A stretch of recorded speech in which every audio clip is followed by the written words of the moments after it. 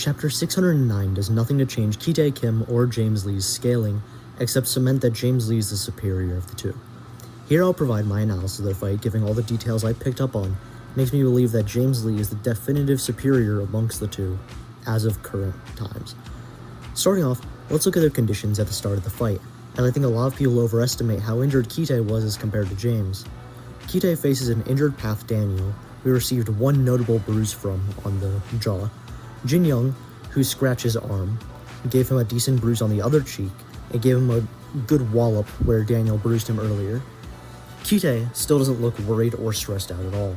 UI Daniel is where Kitae starts to get actually relevant amounts of damage, where Daniel is matching his base AP, but even that just isn't doing that much notable damage until Daniel hits him with the 1440 degree kick, which brings Kitae to his knees briefly. This is when Kitae kicks his path into full gear, as you see the blackened veins, which are the primary indicator of his path's effects here. Kitae even says afterwards that UI Daniel didn't push him to his limits. Path Kitae then goes on to fight Path Jin Young, who deals little visible damage, and even Jin Young says he's not dealing that much damage to Kitae overall.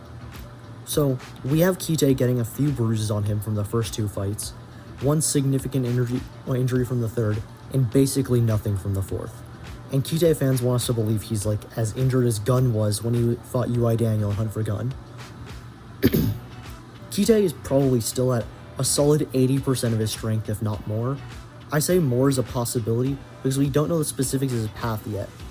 But if it converts damage into more power for him to use like many speculate, then he could very well be even stronger than he normally is. Now let's see how injured James is. James had both his eardrums burst, which notably heavily disorients you. He got stabbed through the chest right next to his heart and got smacked a few times by Tom. This stab from Tom is probably the most major injury either James or Kitae sustained this arc. Tom Lee is this giant hulk of a man, and a large part of his hand was lodged inside of James' chest cavity right next to his heart. That is an extremely significant wound there. So let's review.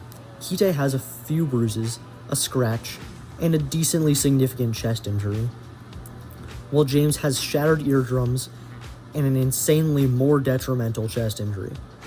While James has less endurance than Kitae, and thus can't maintain a high level of combat as well while injured, Kitae and James are similarly injured at worst, but I would go as far as to say that James has the more detrimental injuries going to their fight. Let's go panel by panel through their encounter. We see Kitae has the black veins from his path going into the fight, so Kitae is starting the fight benefiting from his path in some metric.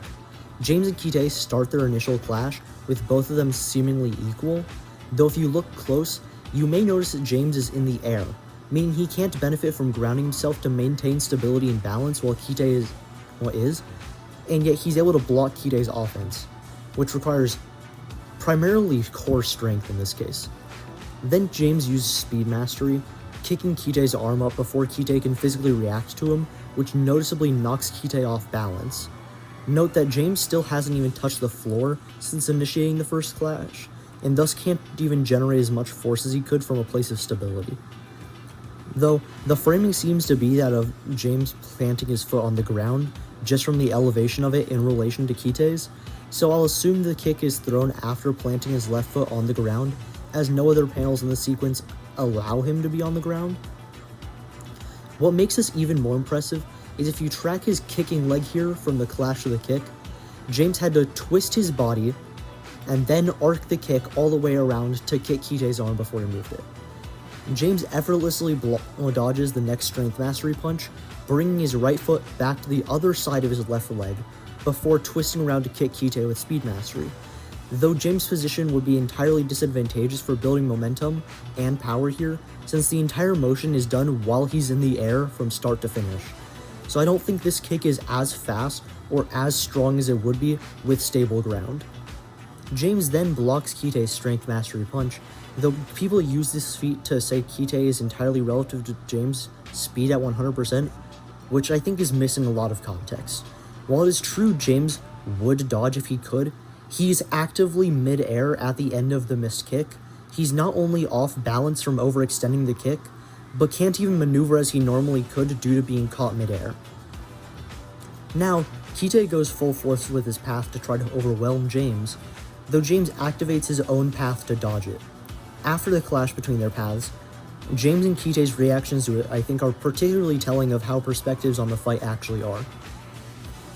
Kitae states they're perfect opposites, which conveys nigh equality, while James doesn't portray it this way at all, treating Kitae as a nuisance.